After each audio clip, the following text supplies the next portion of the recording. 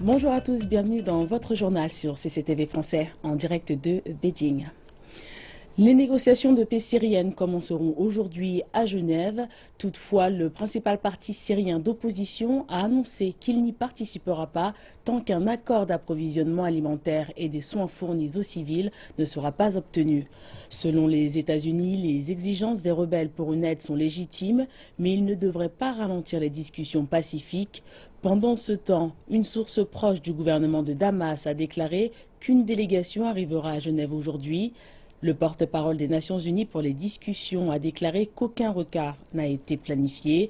L'envoyé spécial des Nations Unies, Staffan de Mistura, a déclaré que les discussions pourraient être la dernière chance pour que la Syrie connaisse la paix.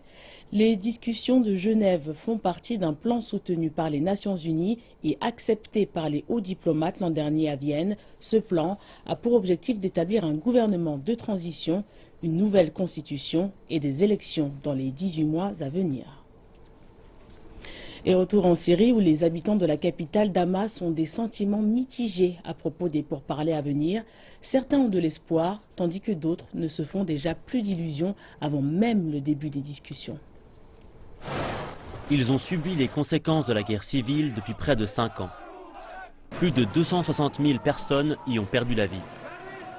Et aujourd'hui, des pourparlers de paix, longtemps espérés, pourraient mettre fin à tout ça en apportant la paix et d'autres changements dans un pays déchiré par la guerre. Certains de ses habitants ont placé de l'espoir dans ces discussions. S'il y a un accord, ça pourrait bien se passer, avec par exemple l'obtention d'un cessez-le-feu et la fin des sièges. Mais les autres ont déjà perdu confiance. Et tous les y poussent, sachant qu'il a fallu 2 ans pour réunir l'ensemble des partis autour de la table des négociations. Bien que différentes parties aient été invitées, on ne peut pas compter sur ces pourparlers de paix. Il y a en effet déjà eu de nombreuses discussions dans lesquelles les gens plaçaient de l'espoir. Mais au bout du compte, il n'y avait que des mots et pas de résultats. Nombreux sont ceux qui blâment les interventions étrangères qui compliquent la situation. Je crains que les forces étrangères soient uniquement loyales à d'autres pays tels que les États-Unis, l'Arabie Saoudite et le Qatar. Ces pays qui soutiennent le terrorisme n'ont jamais voulu obtenir un accord. Nous demandons à ces pays d'arrêter de soutenir le terrorisme pour que l'opposition se réconcilie avec le gouvernement. Alors même que la date des pourparlers approche, la coalition d'opposition syrienne a annoncé qu'elle ne s'y joindrait pas. Et passons à la crise des migrants en Europe. Des migrants épuisés continuent d'attendre dans le camp près de la frontière gréco-macédonienne dans des conditions climatiques peu clémentes. Plus d'un millier de personnes ont trouvé un abri dans un camp de réfugiés près du village d'Idomeni, alors que beaucoup d'autres se sont réfugiés dans des stations de service proches de la frontière. Alors que les inquiétudes grandissent face aux menaces de l'Union européenne d'exclure la Grèce de l'espace Schengen, les réfugiés seront peut-être bloqués dans le pays. Selon le responsable local d'un organisme d'aide, avec la mise en place des restrictions et contrôles aux frontières plus sévères, la situation va se détériorer davantage. Je pense que la situation va s'empirer parce que nous n'avons pas les moyens d'accueillir les migrants. Et s'ils restent dans un camp, ce qui est très probable, parce qu'ils n'ont nulle part d'autre où aller, ils vont à nouveau souffrir à cause du froid. Une fois de plus, nous ne savons pas si nous aurons suffisamment de nourriture et comme nous avons principalement des familles et des jeunes enfants, je ne pense pas qu'ils seront accueillis dans de bonnes conditions. Et en marge, la chef de la diplomatie européenne, Federica Mogherini, appelle les pays européens à travailler ensemble pour faire face à la crise migratoire. Comme l'Allemagne le dit si bien, pour faire face à la migration, la crise des réfugiés ou le terrorisme, nous devons nous doter de dispositions communes. Nous le ferons ensemble ou pas du tout. Pour la première fois dans notre histoire commune, l'Europe a besoin de nous. Et le paradoxe est que le moment où nous réalisons cette nécessité, nous la remettons en question. Ce qui peut être potentiellement destructeur parce que nous avons la machine, mais nous ne l'avons pas démarrée. C'est notre problème aujourd'hui. L'Europe est confrontée au plus important afflux de réfugiés depuis des décennies. Cela fait depuis des mois que des milliers arrivent tous les jours. La plupart fuient la guerre et la pauvreté au Moyen-Orient et en Afrique du Nord. Mogherini a critiqué l'absence d'une réponse commune. Elle a souligné que les pays non européens proches des zones de conflit subissent en premier lieu les conséquences de l'afflux des réfugiés. Et l'Europe ne montre pas l'exemple. Le président français François Hollande a rencontré à Paris le président iranien Hassan Rouhani. Les deux dirigeants ont souligné leurs efforts pour combattre le terrorisme. De plus, 20 accords bilatéraux ont été signés. Le président iranien Hassan Rouhani arrive pour s'entretenir avec le président français François Hollande. Le déjeuner entre les deux présidents a été annulé suite au refus des Français de suivre les demandes des Iraniens, qui ne souhaitaient pas que du vin soit servi et qui voulaient que la viande soit halal. Tension culinaire mise à part, ce déplacement de Hassan Rouhani est loué comme étant le début d'un nouveau chapitre des relations franco-iraniennes, après l'abandon du programme nucléaire iranien et la levée des sanctions. Chaque partie prenante doit respecter ses engagements. Et donc, nous devons faire en sorte que nous puissions veiller avec toute l'attention nécessaire à ce qui a été dit puisse être réalisé. Rouhani a lui déclaré que Téhéran tiendrait les engagements auxquels il s'est tenu avec l'accord nucléaire. Je confirme que nous tiendrons parole, que nous tiendrons nos engagements, à condition bien sûr que l'autre partie tienne également ses engagements. Les deux pays ont loué la signature de 20 accords, dont 9 accords commerciaux, comme signe du dégel des relations. La valeur totale des accords, qui inclut la vente de 118 avions de ligne Airbus à la compagnie Iran Air, pourrait atteindre 30 milliards d'euros, ou près de 33 milliards de dollars. Mais dans les rues de Paris, 2000 personnes protestaient contre le bilan de l'Iran sur les droits de l'homme et contre son utilisation de la peine de mort. Hollande a affirmé avoir rappelé à Rouhani, pendant leur discussion, l'engagement de la France pour les droits de l'homme. Mais cela ne semblait pas être la première des priorités. Cette visite de Rouhani tenait plus aux affaires qu'à la diplomatie. Politiquement, la France et l'Iran se trouvent en contradiction idéologique. Mais lorsqu'il s'agit de faire des affaires, les deux pays parlent le même langage. Le virus Zika continue d'affliger le Brésil avec un nombre croissant de bébés naissant avec des têtes anormalement petites. L'Organisation mondiale de la santé prévient que le virus connaît une croissance explosive et pourrait infecter 4 millions de personnes dans tout le continent américain. L'atmosphère n'est pas à la samba à Rio. Une épidémie de Zika, un virus transmis par le moustique, s'étend en effet au Brésil. Les scientifiques rapportent de nouveaux cas dans 21 pays d'Amérique du Nord, du Sud et des Caraïbes. Ici, au Brésil, le virus est tenu pour responsable de la naissance d'un grand nombre de bébés microcéphales, c'est-à-dire ayant une tête anormalement petite. 166 des près de 4000 cas rapportés au Brésil ont été observés à Rio, mais c'est assez pour que des mesures drastiques soient mises en place. L'inquiétude s'est répandue dans Rio à l'approche des grands événements à venir. Durant le carnaval, des foules de tout le pays et du monde entier sont attendues, ce qui risque de favoriser l'expansion du virus. Cette semaine, la ville a déployé des fumigateurs dans le stade du carnaval, le fameux Sambadrome, qui accueillera la parade des meilleures écoles de samba les 7 et 8 février prochains et qui sera également utilisé pour les épreuves olympiques de tir à l'arc l'été prochain. Manuela Mel, une habitante de Rio, enceinte de 4 mois, dit qu'elle a paniqué à l'annonce de l'épidémie et qu'elle n'osait plus sortir de chez elle. Maintenant, elle évite simplement les lieux les plus risqués. Les médecins me disent d'utiliser du répulsif. Je ne crois pas qu'il y ait grand-chose d'autre à faire. Il n'y a pas de vaccin et seule la prévention est efficace. Il faut éviter de se faire piquer. Et les experts de la santé étudient le virus qui n'est arrivé au Brésil que récemment et le gouvernement a ordonné à l'armée d'aider à l'assainissement des eaux stagnantes qui favorisent la reproduction des moustiques. Même dans les endroits où il est rare de trouver des moustiques, le Brésil prend toutes les précautions. Il y a beaucoup d'argent en jeu, avec les milliers de touristes qui sont attendus pour le carnaval. Et un peu plus tard dans l'année, le Brésil attend autant, voire encore plus de touristes pour les Jeux Olympiques. Et les responsables latino-américains demandent aux femmes de prendre très au sérieux le virus Zika, en particulier si elles sont enceintes. Certains pays vont même plus loin en recommandant de retarder la conception de plusieurs mois ou années. Mais de nombreux activistes estiment que cet avis est naïf et inefficace. Le gouvernement colombien déclare s'attendre à ce que 500 bébés naissent avec une microencéphale causée par le virus Zika. Et pour réponse, le gouvernement colombien a recommandé aux femmes de retarder la période de conception au cours des 8 prochains mois. Mais les activistes d'une organisation dévouée aux droits des femmes sont critiques de cette approche.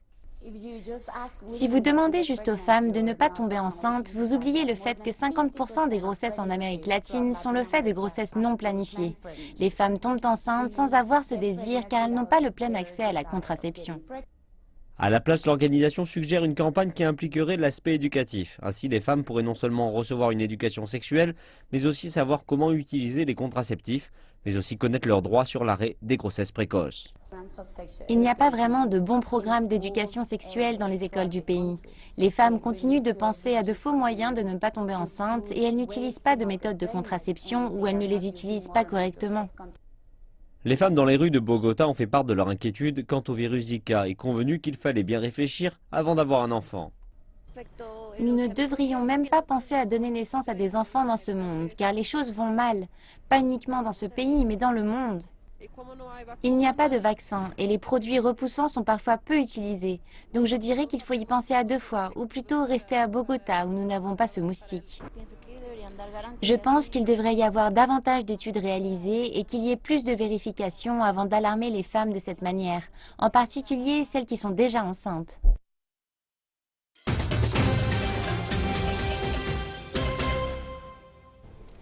Merci de nous retrouver pour la deuxième partie de cette édition dédiée à l'actualité économique et présentée par Elsa Suruyang.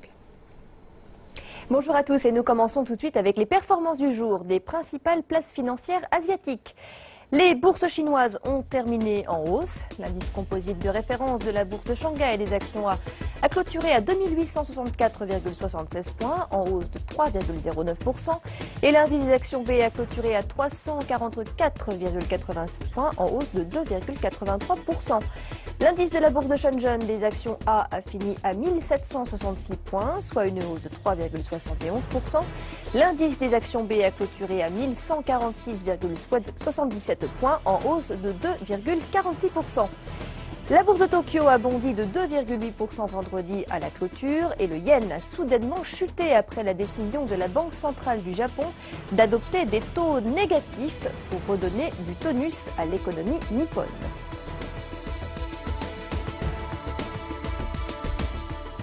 Et nous enchaînons tout de suite avec les taux de change, les prix du pétrole ainsi que ceux des métaux précieux.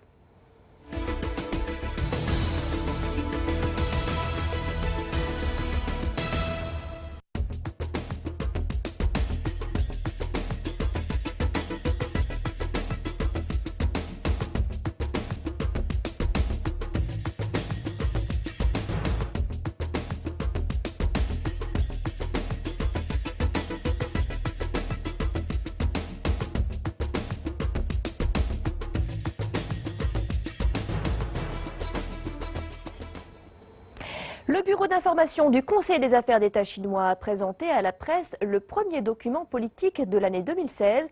Dans ce document rendu public mercredi par les autorités est souligné l'importance de la réforme rurale et du développement de l'agriculture moderne. C'est également la 13e année d'affilée que le premier document issu par le gouvernement central traite du secteur agricole. Chen Siwan, vice-directeur du groupe pilote de travail sur le secteur rural, évoque l'importance d'une transformation plus rapide des modèles agricoles. Le plus important est de suivre les directives du 5e plénum du 18e comité central du Parti communiste chinois. Il s'agit des opinions contenues dans le 13e plan quinquennal pour un développement économique et social. Le plus important est de progresser vers un développement innovant, coordonné, écologique, ouvert et partagé dans le secteur rural. Nous avons aussi besoin de suivre cette approche pour obtenir un développement durable et solide des zones rurales. Dans le document majeur émanant du comité central du Parti communiste chinois et du Conseil des affaires d'État, il est spécifié que la Chine appliquera de nouveaux concepts de développement pour atteindre une prospérité modérée dans les régions rurales. Dans ce même document, on appelle à améliorer la capacité de production dans l'objectif de garantir la sécurité et l'offre céréalière, tout en travaillant à réduire la différence de revenus entre les zones urbaines et rurales. Et l'agriculture, justement, est devenue un projet professionnel plus attirant pour de jeunes et ambitieux Chinois des zones rurales. Grâce au plan gouvernemental de transfert de terrain, de nombreux jeunes, autrefois habitués à chercher un travail en ville, peuvent maintenant retourner chez eux pour gérer l'exploitation familiale. Des exemples d'histoires à succès dans ce reportage réalisé à Nanyang, dans la province du Henan. En moins d'une demi-heure, Shen Kexian a conclu la dernière étape de transfert de terrain dans la commune de Jinhua, dans la ville de Nanyang. Cet homme avait pris l'habitude de rechercher un emploi dans une grande ville avec l'espoir d'obtenir de meilleurs revenus. Cependant, il n'a jamais renoncé à son rêve de devenir un agriculteur à plein temps. J'ai déjà transféré 10 hectares de terres agricoles. Je vais construire ma propre exploitation familiale. Ce sera la réalisation de mes rêves tout en augmentant les revenus des agriculteurs locaux qui m'ont transféré les terrains, à condition que je les embauche pour travailler pour moi. Je pense que c'est une bonne chose. Les transferts de terrain vont bon train dans cette petite ville du centre de la Chine. Tout a commencé en 2011 lorsque les exploitants ont été autorisés à louer, transférer et à fusionner les terres qu'ils travaillaient. L'objectif était alors de soutenir la modernisation agricole et d'utiliser les terrains abandonnés. La ferme moderne de Tang Yuxin est une vraie réussite à Nanyang. Après avoir travaillé en 2011 avec les habitants pour obtenir le transfert de terrain et de contrats, il a réuni un peu moins de 300 hectares de terres agricoles. Pour les terres transférées, j'ai consacré une partie pour le maïs et le blé, et une autre pour les serres destinées aux légumes.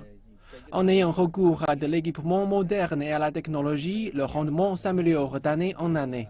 Mais le transfert de terrains agricoles reste délicat. De nombreux agriculteurs n'ont qu'une connaissance limitée des avantages que représente cette opération. C'est pourquoi ils préfèrent conserver leurs terres, quitte à les laisser en jachère. Les transferts de terrain permettent d'y intégrer de petites parcelles, ce qui rend plus facile l'utilisation de machines plus imposantes pour le semis et la récolte. Si l'un d'entre eux ne souhaite pas transférer, alors ma ferme familiale ne fonctionnera pas. C'est pourquoi je vais demander l'aide du gouvernement local. Il appartient aux agriculteurs de choisir de transférer ou non leurs terres. Ils ont le droit de décider par eux-mêmes. En tant que gouvernement, notre travail est de les aider à effectuer ce choix et à les protéger. Donc, s'ils ne veulent pas transférer leurs terres, il existe bon nombre de méthodes pour résoudre le problème. Par exemple, échanger les terres avec d'autres. Fin juin 2014, plus de 250 000 km² de terres arables ont été transférés sur le territoire chinois, soit un peu moins de 30% de la surface nationale totale. Mais des saisies et utilisations irrégulières de ces terrains ont été relevées à de nombreux endroits. Pour cette raison, le gouvernement central de Chine prépare des textes contraignant d'une part les gouvernements locaux de cesser de fixer des objectifs de transferts irréalistes et d'autre part les spéculateurs à ne plus utiliser l'agriculture biologique et le tourisme comme des méthodes de mise en réserve de terres. Ces dernières années, les transferts de terrains agricoles se sont accélérés. Cette tendance offre aux agriculteurs la possibilité d'avoir recours à davantage de technologies et d'équipements. Il s'agit bien d'ouvrir la voie à l'agriculture moderne. Les autorités chinoises sont actuellement en train de réaliser une titrisation des avoirs agricoles, tels que des cours inutilisés ou des terrains vacants qui sont détenus par des groupes d'agriculteurs. Cette participation par groupe est une spécificité chinoise, mais elle pave la voie à une réforme des droits de la propriété en Chine rurale. Les agriculteurs en Chine sont désormais actionnaires des vastes terrains détenus par des groupes agricoles. Ces avoirs sont habituellement des cours inutilisés ou des terrains résidentiels vacants. Nous avons beaucoup de terrains vagues qui sont à l'abandon. Nous les transformons en lieux pour le tourisme pour en tirer des revenus que l'on partagera entre les actionnaires. Après évaluation, des restaurants, des centres de loisirs à prix abordable et des auberges seront construits sur les terrains vacants. Il est chaudement recommandé aux villageois d'investir dans ces projets. Je possède un lieu vacant. Il est inutilisé depuis 6 ans car nous n'avons pas assez de temps ni d'argent pour le transformer en terrain agricole. Nous avons trouvé une nouvelle manière de faire de l'argent avec. Il nous rapporte 20 fois plus que ce qu'il faisait avant. Ces mesures font partie d'un projet qui vise à augmenter les revenus des habitants de la Chine rurale. L'idée principale est d'introduire des modèles économiques modernes et des structures d'actionnariat dans le secteur agricole. C'est la clé de la titrisation des avoirs agricoles. Les gains en capital des avoirs des agriculteurs sont très bas en ce moment, à 2,2%, ce qui grève leurs revenus. C'est pourquoi nous souhaitons renforcer leurs droits de propriété et leur permettre de tirer profit de leurs propres avoirs. Industrie à présent. Les statistiques montrent que 70% des compagnies chinoises d'aluminium extraites par électrolyse fonctionnent à perte. Deux des facteurs expliquant cette situation sont une demande en déclin et une offre excessive. De plus, la forte consommation énergétique et les hauts coûts de production expliquent une faible marge de profit. Mais le premier producteur chinois d'aluminium tire son épingle du jeu. L'entreprise Baotou Aluminum a été créée en 1958. C'est la première compagnie chinoise à produire de l'aluminium par électrolyse. Pendant des années, la compagnie de la ville de Baotou en Mongolie intérieure a connu des pertes en raison de la faible demande intérieure. La situation a commencé à s'améliorer lorsque Baotou Aluminum s'est lancé dans des produits en alliage à haute valeur ajoutée. Nous avons élargi notre production en aval aux produits en alliage. Nous faisons des produits à haute valeur ajoutée, tels que les câbles électriques en aluminium. Leur prix a augmenté d'environ 500 yuan. Le coût de production a baissé à 1480 yuan la tonne.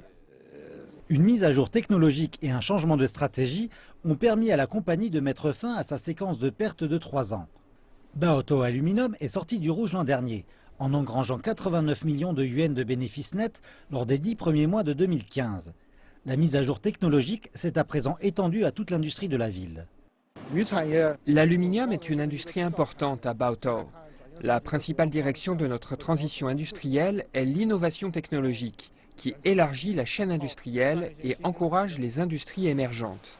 À présent, dans le parc industriel de l'aluminium de la ville, les compagnies sont passées au délicat traitement de produits comprenant des roues et des bras de direction.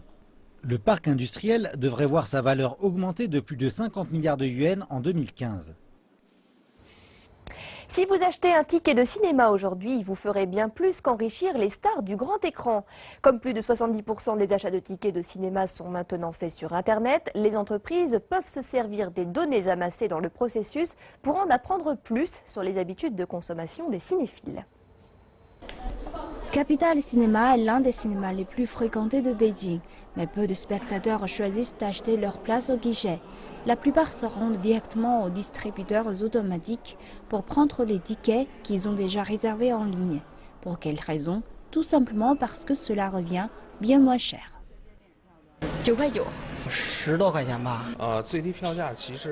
Il y a un prix minimum pour chaque billet, mais les plateformes en ligne offrent un tarif beaucoup plus bas afin d'attirer davantage d'utilisateurs pour leurs services.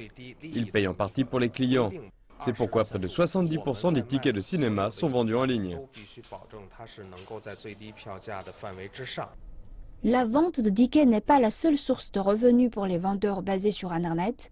L'Internet porte plutôt sur la collecte des informations sur les habitudes de consommation. Nous pouvons savoir quel genre de film attire le plus, quels personnages ou acteurs sont les plus populaires. Et à travers les commentaires des utilisateurs, nous pouvons analyser leurs habitudes de consommation. Toutes ces informations peuvent se trouver sous la forme d'un rapport très détaillé. Ces données peuvent être utilisées à presque tous les niveaux de la production d'un film et même fournir d'informations aux conseils pour élaborer des stratégies marketing. Le monde de l'économie est maintenant terminé. Retour au plateau principal pour la fin du journal avec Raïssa. Raïssa, c'est à vous. Et ainsi s'achève cette édition. Merci de nous avoir suivis. L'actualité continue dans 1h30. Excellente suite de programme.